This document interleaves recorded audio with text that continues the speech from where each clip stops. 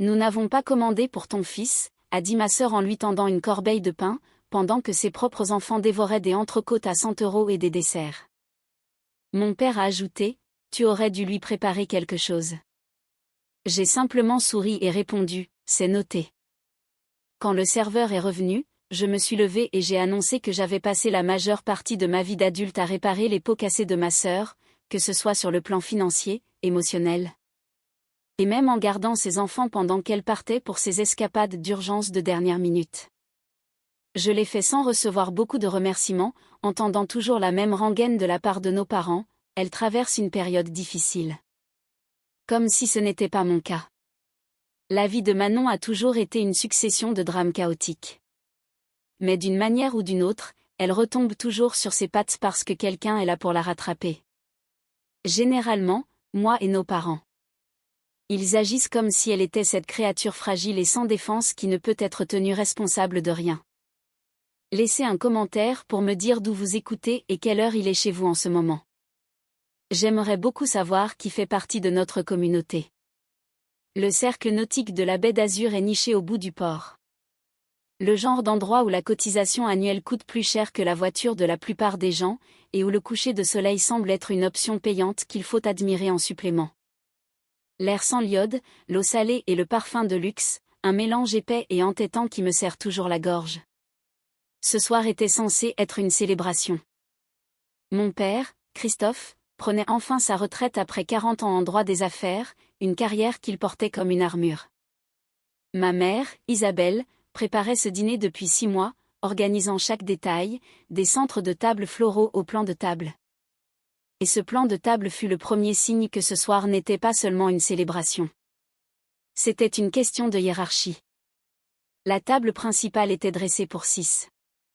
Mes parents en bout de table, naturellement, ma sœur Manon et son dernier petit ami d'un côté, mon oncle Guillaume et sa femme de l'autre.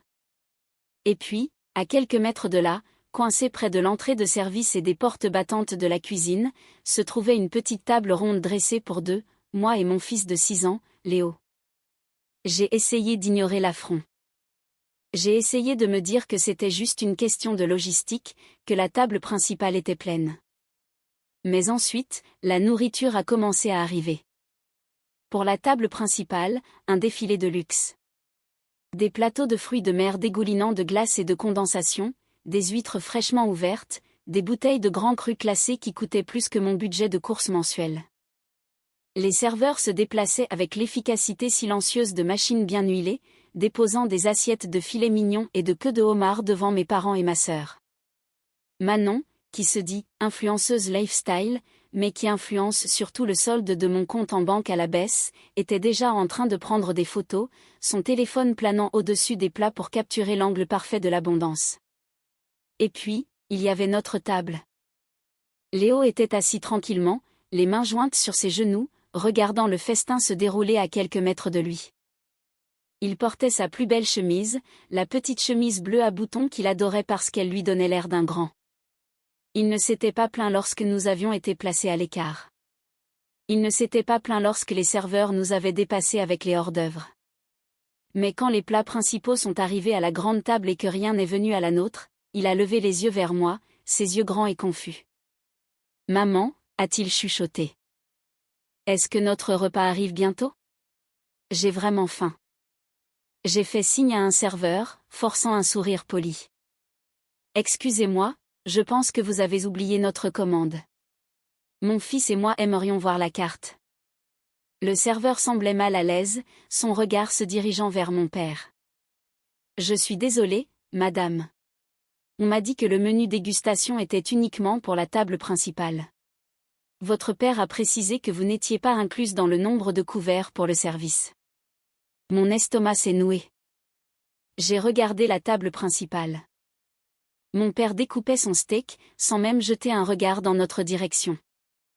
Ma mère riait de quelque chose que Manon disait, son verre de vin captant la lumière mourante du soleil. Je me suis levée et je me suis approchée d'eux. « Papa » ai-je dit en gardant la voix basse. Léo a faim. Pourquoi n'avons-nous pas été inclus dans la commande ? Mon père n'a pas arrêté de manger. Il a mâché, avalé lentement, puis m'a finalement regardé avec des yeux froids et vides. C'est un menu à prix fixe, Émilie. 500 € par tête. Nous n'avons pas jugé nécessaire de dépenser autant d'argent pour un enfant de 6 ans qui n'appréciera pas l'huile de truffe. De plus, tu sais, les temps sont un peu durs en ce moment avec la transition de la retraite. Les temps étaient durs. Venant de l'homme qui portait une montre à 15 000 €. Venant de la famille assise dans un club privé à manger un dessert pailleté d'or. Manon est intervenue, la bouche pleine de homard. Donne-lui juste du pain. Il adore le pain. Elle a attrapé la corbeille de pain du centre de la table, la corbeille gratuite, et me l'a tendue. Tiens, problème résolu. Sous la table, j'ai vu sa main glisser un morceau de filet de bœuf à son loulou de Poméranie, Coco, qui était assise dans un sac de transport de créateur à ses pieds. Le chien avait du steak. Mon fils avait du pain. Je suis restée là, tenant la corbeille de petits pains froids, et quelque chose en moi a fini par se briser. Mais ce n'était pas un claquement bruyant. Ce n'était ni un cri ni une plainte. C'était le son silencieux et terrifiant d'une fondation qui se fissure. J'ai regardé mon fils, qui me fixait avec des yeux pleins d'espoir, attendant que sa mère arrange la situation, qu'elle le protège. Et puis j'ai regardé ma famille. Ma sœur nourrissant un chien mieux que son neveu. Mes parents qui voyaient mon fils non pas comme une personne, mais comme une dépense superflue. Pendant des années, j'avais avalé ces humiliations. Je m'étais dit que c'était simplement leur façon d'être. Que si j'étais assez patiente, assez gentille, assez généreuse, ils finiraient par nous aimer comme ils aimaient Manon. C'est drôle comme le cerveau vous protège. Il normalise l'anormal jusqu'à ce que vous oubliez à quoi ressemble la normalité. Quand on grandit dans un congélateur, on ne se rend pas compte qu'on grelotte. On pense juste que c'est ça, la météo. On pense que l'engourdissement de nos doigts et le claquement de nos dents font simplement partie de la vie. On apprend à mettre des couches supplémentaires, à se blottir sur soi-même, à se faire tout petit pour que le froid ne trouve pas autant de surface à mordre. J'avais passé 29 ans à me faire petite. J'avais passé 29 ans à m'excuser de prendre de la place, d'avoir des besoins, d'exister. Je m'étais convaincue que leur cruauté était juste une autre forme d'amour, un amour vache, un amour qui exigeait que je gagne ma place. Mais en regardant Léo tenir un petit pain comme si c'était un lot de consolation pour être né, la température a soudainement changé. Je suis sortie du congélateur et pour la première fois de ma vie, j'ai senti la chaleur. Elle me brûlait de l'intérieur. Pas de la colère. La colère est désordonnée. La colère est bruyante. C'était de la rage.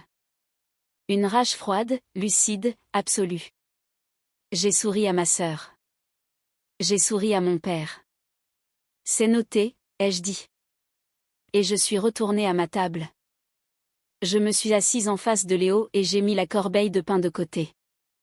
Il m'a regardée, inquiet. « Maman, ça va ?» J'ai tendu la main et j'ai pris la sienne. « Mieux que ça, mon trésor. » Je suis réveillée. J'ai de nouveau fait signe au serveur. Cette fois, je n'ai pas fait un geste poli.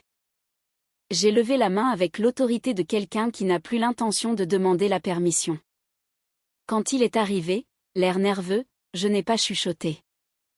J'ai parlé clairement, fort, ma voix portant par-dessus le cliquetis de l'argenterie et le bavardage poli de la terrasse du club. « Je voudrais passer une commande », ai-je dit. Le serveur a de nouveau jeté un coup d'œil à mon père, mais j'ai claqué des doigts pour ramener son attention sur moi. Les yeux sur moi, s'il vous plaît. Nous ne commandons pas le menu fixe. Nous commandons à la carte et nous mettons ça sur le compte du membre. La tête de mon père s'est tournée brusquement. « Émilie, qu'est-ce que tu crois que tu fais ?» Je l'ai ignoré. « Pour mon fils, ai-je continué, il prendra la côte de bœuf wagyu, cuisson saignante, la pièce de 400 grammes, et ajouter la queue de homard. Oh, et en accompagnement, le gratin de macaroni à la truffe. Et pour le dessert, le soufflé au chocolat. Assurez-vous que ce soit le grand. » Le serveur s'est figé, son stylo en suspens au-dessus de son carnet. Il avait l'air terrifié. Ma mère a eu un hoquet de surprise, sa main volant vers son collier de perles dans un geste qui aurait été comique s'il n'avait pas été si pathétique. Émilie, c'est un steak à 200 €. Il a 6 ans. Je me suis alors tournée vers elle. Ma voix était calme, conversationnelle, mortelle. Je sais, maman, mais comme les temps sont si durs, j'ai pensé que je pourrais vous aider. Tu vois, j'annule le reste de votre service. Je me suis retournée vers le serveur. Annuler le grand cru qu'ils ont commandé pour le toast. Annuler le réassort du plateau de fruits de mer. Annuler les desserts pour la table principale. En fait, annuler tout ce qui n'a pas physiquement quitté la cuisine. Mon père s'est levé, son visage virant à une nuance de violet dangereuse. Tu ne peux pas faire ça. C'est mon compte. En fait, papa, ai-je dit en le regardant dans les yeux. C'est un compte familial. Tu m'as ajouté comme utilisatrice autorisée il y a 3 ans quand tu avais besoin que je récupère ton pressing et que je fasse tes courses parce que tu étais trop occupé à être important. Tu ne m'as jamais retiré, donc techniquement, je peux commander ce que je veux. Et en ce moment, je veux que mon fils ait un steak, et je veux que vous le regardiez le manger. Un silence s'est abattu sur la terrasse. La table de banquier à côté de nous avait cessé de parler. Le couple près de la balustrade nous dévisageait. Ma sœur avait l'air d'avoir avalé un citron. Mon oncle Guillaume, qui avait observé tranquillement toute la soirée, a pris une gorgée de son eau et a caché un sourire derrière son verre. Le serveur a regardé mon père, puis moi. Il a vu l'acier dans ma colonne vertébrale. Il a vu que je n'étais plus la même fille qui était entrée 1 heure plus tôt. Il a hoché la tête une fois. Tout de suite, madame. Et il est parti vers la cuisine. Je me suis rassise sur ma chaise et j'ai déplié ma serviette. Léo m'a regardé, les yeux écarquillés. Maman, papy est en colère? Je lui ai souri, un vrai sourire cette fois. Ça n'a pas d'importance, mon chéri. Ce soir, nous festoyons. Et tandis que le serveur apportait le steak grésillant, le plaçant devant mon fils avec un panache habituellement réservé à la royauté, j'ai observé ma famille. Ils étaient assis dans un silence stupéfait, leurs propres assiettes semblant soudainement moins appétissantes. Ils réalisaient que la dynamique avait changé. Le distributeur était hors service. Le paillasson avait fait pousser des piquants. Et l'addition. L'addition arrivait enfin. Les suites du dîner furent exactement ce à quoi on pouvait s'attendre de la part de gens qui valorisent l'apparence plus que la substance. Le trajet du retour fut silencieux, mais mon téléphone ne l'était pas.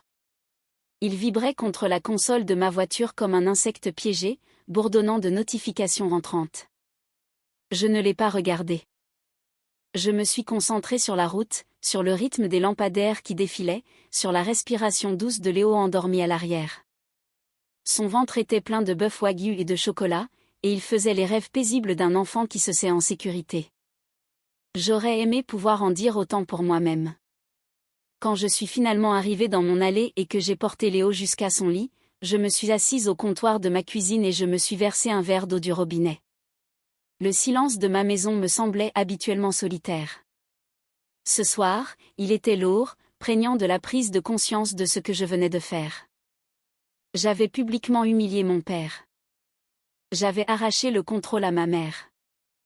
J'avais ouvertement défié la hiérarchie familiale. Dans leur monde, c'étaient des crimes capitaux. J'ai déverrouillé mon téléphone. Le premier texto venait de Manon. T'es une psychopathe. Tu as gâché la soirée de papa. Tout le monde dit que tu as agi comme une folle.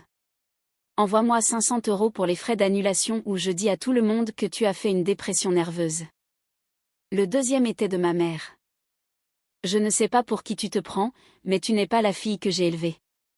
Tu nous as embarrassés devant tout le club. Répare ça immédiatement. Le troisième était de mon père. Une simple notification de la banque. Accès révoqué. Il m'avait retiré du compte familial avant même que les assiettes à dessert ne soient débarrassées. J'ai ri. Un son sec, sans humour, dans la cuisine vide. Il pensait que c'était une question d'argent.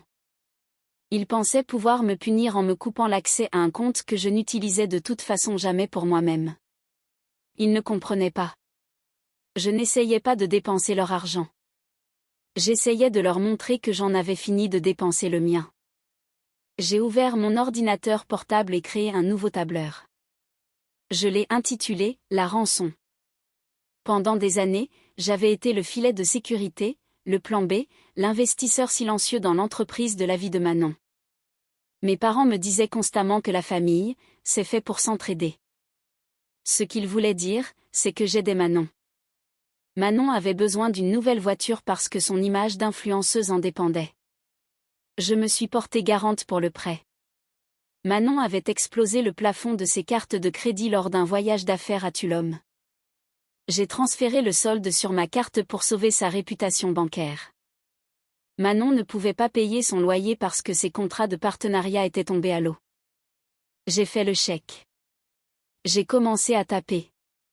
Chaque transaction, chaque virement, chaque prêt qui n'avait jamais été remboursé. Novembre 2021. Aide au loyer, 1200 €. Janvier 2022.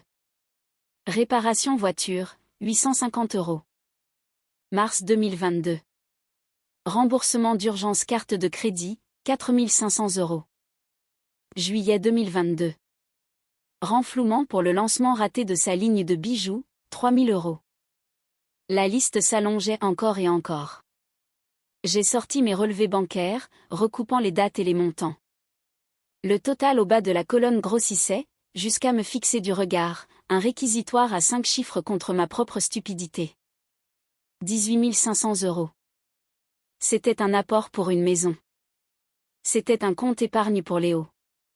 C'était une année de liberté. Et je l'avais donné, morceau par morceau, pour acheter une place à une table où je n'avais même pas le droit de manger. J'ai alors compris ce que c'était. Ce n'était pas de la charité. Ce n'était pas de la générosité. C'était une rançon. Je payais une rançon pour un otage, l'amour de ma famille qui n'avait en réalité jamais été en vie. Je pensais que si je payais assez, si je les sauvais assez de fois, si j'étais assez utile, ils finiraient par me regarder et voir une fille. Ils verraient une sœur. Mais on ne peut pas acheter ce qui n'est pas à vendre. Et on ne peut pas sauver des gens qui ne veulent pas être sauvés. On ne peut que se noyer avec eux. J'ai regardé à nouveau le total. 18 500 €. Cet argent était parti. Je savais que je ne le reverrais probablement jamais. Mais je pouvais arrêter l'hémorragie. Je pouvais arrêter de payer la rançon. J'ai ouvert ma messagerie et composé un nouveau message. Objet, indépendance financière. Destinataire, Manon, maman, papa. CC, oncle Guillaume. À compter d'aujourd'hui, je cesse tout soutien financier à Manon. Le prêt automobile pour lequel je me suis portée garante devra être refinancé à son seul nom dans les 30 jours, où je contacterai le créancier pour discuter des options de retrait, y compris la restitution volontaire du véhicule en cas de défaut de paiement. Le solde de la carte de crédit transférée est dû dans son intégralité. Je ne suis plus le filet de sécurité familiale. Si Manon veut mener une vie de luxe, elle peut se la payer elle-même. Ne me contactez plus pour me demander de l'argent. J'ai joint le tableur. J'ai joint les relevés bancaires. J'ai cliqué sur envoyer. C'était comme couper le fil d'une bombe. Il y a eu un moment de silence haletant, puis l'explosion. Mon téléphone s'est allumé instantanément. Manon qui appelle, maman qui appelle, papa qui appelle. Je n'ai répondu à aucun d'eux. J'ai éteint mon téléphone. Je suis allée dans la chambre de Léo et je l'ai regardé dormir une minute, sa poitrine se soulevant et s'abaissant au rythme régulier de la paix. J'avais passé ma vie à essayer d'être la gentille fille, la personne fiable, celle qui arrangeait les choses. Mais ce soir, j'ai compris qu'on ne peut pas réparer une maison construite sur un gouffre. On ne peut que sortir ses meubles avant qu'elles ne vous engloutissent tout entier.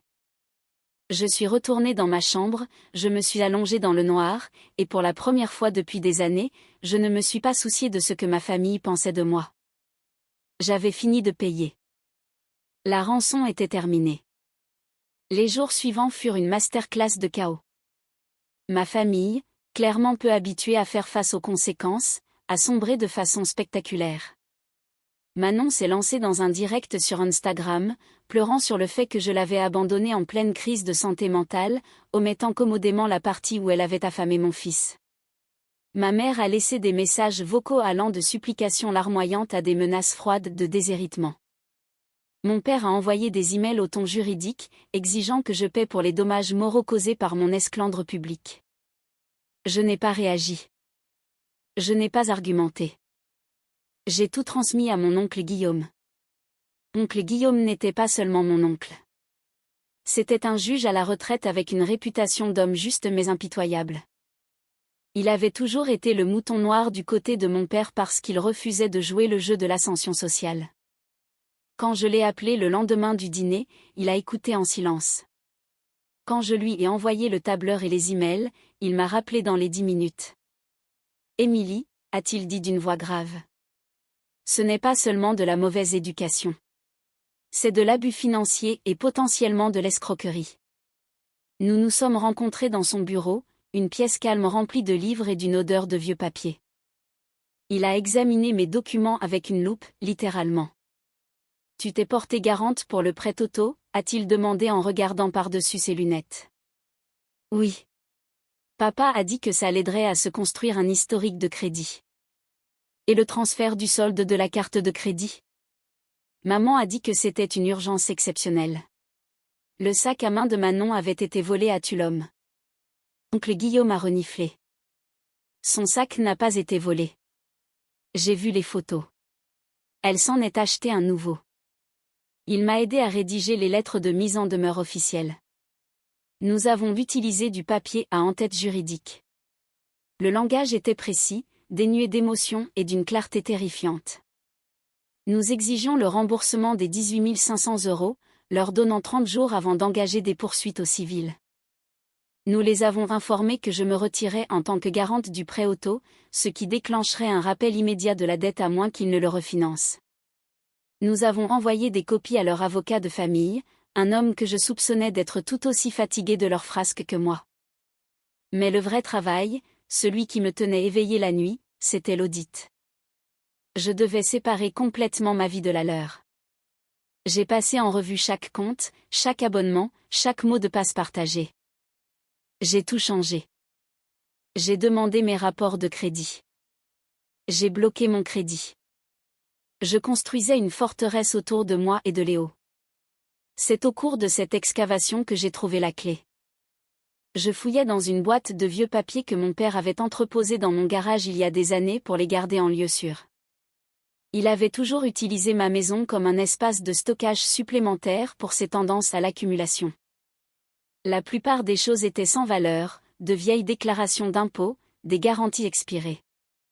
Mais au fond d'une boîte étiquetée, domestique 2005 à 2010, j'ai trouvé un grand livre noir. Il ressemblait à un livre de compte standard. Je l'ai ouvert, m'attendant à trouver des notes de frais. Au lieu de cela, j'ai trouvé mon nom. Émilie, appareil dentaire, 4 500 €. Émilie, leçon de piano, 1 200 €. Émilie, robe pour la soirée du bac, 300 €. Émilie, frais de scolarité, semestre 1, 12 000 €. Chaque dépense, chaque dollar dépensé pour moi depuis l'enfance était listé sous une colonne intitulée « Dette à rembourser ». J'ai tourné les pages, les mains tremblantes. Ça remontait à des années. Émilie, franchise médicale pour bras cassés, 500 €. Émilie, sortie scolaire, 40 €. Je me suis tournée vers la section intitulée « Manon ». Manon, académie de danse, investissement. Manon, portfolio de mannequinat, cadeau. Manon, voiture, cadeau. Manon, voyage en Europe, enrichissement culturel. Il n'y avait pas de colonne de dette pour Manon. Il n'y avait que investissement et cadeau. Je me suis assise sur le sol en béton froid de mon garage, le registre lourd sur mes genoux. Ce n'était pas seulement qu'ils la favorisaient. C'est qu'ils avaient monétisé mon existence. Ils m'avaient considéré comme un passif financier dès ma naissance, une dette à recouvrer, tandis que Manon était un actif à entretenir. Le caractère transactionnel de leur amour n'était pas un sentiment que j'avais, c'était une politique qu'ils avaient écrite noir sur blanc. J'ai pris des photos de chaque page. Puis j'ai apporté le registre à l'oncle Guillaume. Quand il l'a vu, il n'a pas dit un mot. Il a juste fermé le livre, a enlevé ses lunettes et s'est frotté l'arête du nez. Christophe a toujours été un comptable dans l'âme, a-t-il dit doucement. Mais ça c'est pathologique. Est-ce que je peux l'utiliser? Ai-je demandé. Oh, oui, a-t-il dit, une lueur sombre dans les yeux. On peut l'utiliser. Mais pas au tribunal. Au tribunal, c'est juste triste. Mais devant le tribunal de l'opinion publique, devant le tribunal de la réputation familiale, c'est une bombe nucléaire. Nous n'avons pas eu à attendre longtemps pour l'utiliser. 3 jours plus tard, mes parents se sont présentés à ma porte. C'était un samedi matin. Léo regardait des dessins animés. J'ai vu leur voiture arriver, la Mercedes immaculée de mon père, et j'ai senti une vieille vague de panique monter. Mais ensuite, je me suis souvenu du registre. Je me suis souvenu du tableur de la rançon. Je me suis souvenu du steak. J'ai ouvert la porte mais j'ai bloqué l'entrée. Qu'est-ce que vous voulez? Ma mère avait l'air échevelée. Ses cheveux n'étaient pas parfaitement coiffés. Mon père avait l'air en colère, mais sous la colère, j'ai vu de la peur. Nous devons parler, Émilie, a dit mon père. Ces absurdités juridiques doivent cesser. Tu es en train de déchirer cette famille. Je ne fais que mettre les comptes à jour, papa, ai-je dit. N'est-ce pas ce que tu m'as appris? La responsabilité financière. Nous avons besoin que tu signes un document, a dit ma mère, à l'endroit au but. La banque a besoin d'une co-signature pour la renégociation du prêt immobilier. Nous faisons une restructuration. Restructuration? C'était le code pour « nous sommes ruinés ». Ils avaient besoin de ma cote de crédit. Ils avaient besoin de mes justificatifs de revenus. Ils avaient besoin que le distributeur automatique crache un dernier ticket. Non, ai-je dit. Émilie, sois raisonnable, a sèchement répliqué mon père. C'est juste une signature. Ça ne te coûte rien. Ça me coûte mon avenir, ai-je dit. Et j'ai fini de payer pour le vôtre. J'ai attrapé derrière moi, sur la console de l'entrée, une photocopie du registre que j'avais laissé là. Je la leur ai tendue. Qu'est-ce que c'est? A demandé ma mère en la prenant. Elle a regardé la page. J'ai vu la reconnaissance dans ses yeux. J'ai vu le moment où elle a réalisé ce que j'avais trouvé. Mon père a regardé par-dessus son épaule et a pâli. J'ai trouvé ta comptabilité, papa, ai-je dit. Très minutieuse. Je vois que tu m'as même facturé des intérêts sur mon appareil dentaire. C'est impressionnant. C'était juste pour la tenue des dossiers, a-t-il balbutié. Je n'ai jamais eu l'intention de recouvrer. Vous recouvrez cette dette depuis 29 ans, ai-je interrompu. Vous avez recouvré mon temps, mon énergie, mon argent, mon estime de moi. Vous m'avez saigné à blanc pour arroser le jardin de Manon. Eh bien, la dette est réglée. J'ai montré l'allée du doigt. J'ai envoyé des copies à l'oncle Guillaume, à la tante Sarah et aux cousins. Tout le monde est au courant. Le registre est maintenant public. Tu n'oserais pas, a murmuré ma mère. Je l'ai déjà fait, ai-je dit. Partez de ma propriété et ne revenez pas avant d'avoir un chèque de 18 500 €. Ils m'ont dévisagé. Pour la première fois de ma vie, je ne les voyais pas comme des géants, pas comme des figures d'autorité, mais comme des gens petits et tristes qui avaient bâti leur vie sur un château de mensonges. Ils ont fait demi-tour et sont retournés à leur voiture. Ils avaient l'air vieux. Ils avaient l'air vaincus. J'ai fermé la porte. J'ai verrouillé le pen dormant. J'ai appuyé mon front contre le bois frais et j'ai écouté le bruit de leur moteur s'éloigner. Léo est arrivé dans le couloir, tenant son tigre en peluche préféré. Maman, c'était qui? Je me suis retournée et je l'ai pris dans mes bras, le serrant fort. Personne, mon trésor. Juste des gens qui nous connaissaient autrefois. Est-ce qu'ils vont revenir? Non, ai-je dit. Ils ne reviendront pas. Les retombées furent silencieuses, mais absolues. Le bouche-à-oreille familial a fait son œuvre. Le registre fut le coup de grâce. Les parents qui avaient été hésitants, qui m'avaient exhorté à faire la paix, ont vu la preuve en noir et blanc de la cruauté de mes parents et se sont tus. Mes parents étaient isolés. Manon, sans sa source de financement, a dû vendre sa voiture et déménager dans un appartement plus petit. Elle m'a bloqué sur les réseaux sociaux, ce qui était le plus beau cadeau qu'elle pouvait me faire. J'ai récupéré mon argent. Pas la totalité, mais assez. Oncle Guillaume m'a aidé à négocier un accord où ils m'ont versé une somme forfaitaire pour éviter un procès. Ce n'était pas les 18 500 € au complet, mais c'était 12 000 €. J'ai pris ce chèque et je ne l'ai pas dépensé. Je n'ai pas acheté de nouvelle voiture. Je ne suis pas partie en voyage. J'ai ouvert un compte d'investissement au nom de Léo. Je l'ai appelé « le Fonds pour la liberté ». Chaque mois, l'argent qui allait autrefois à Manon, les prêts, les renflouements, les paiements de culpabilité, je le mettais sur ce compte. J'ai regardé le chiffre grandir. Ce n'était pas seulement de l'argent. C'était une promesse. La promesse que mon fils n'aurait jamais à acheter sa place dans sa propre famille. La promesse qu'il n'aurait jamais à payer une rançon pour de l'amour. Un soir, j'étais assise sur ma terrasse, regardant Léo jouer dans le jardin. Il courait après les lucioles, son rire résonnant dans le crépuscule. L'air était frais et doux. J'ai pensé à la vengeance. Les gens disent toujours que la vengeance est un plat qui se mange froid, mais ils ont tort. La vengeance, ce n'est pas de servir quoi que ce soit à qui que ce soit. C'est de refuser de manger le poison qu'ils vous ont servi. C'est de construire sa propre table. J'ai regardé mon fils courir librement dans l'herbe et j'ai su que j'avais gagné. Non pas parce qu'ils étaient malheureux, mais parce que nous étions heureux. J'ai siroté mon thé. J'ai écouté le silence là où se trouvaient autrefois leurs exigences. Et pour la première fois en 29 ans, je ne grelottais plus. La rançon était payée. L'otage était libre. Et l'avenir. L'avenir nous appartenait entièrement. Si vous avez déjà dû vous battre pour votre propre tranquillité d'esprit, partagez cette histoire. On ne sait jamais qui a besoin d'entendre que partir est une option.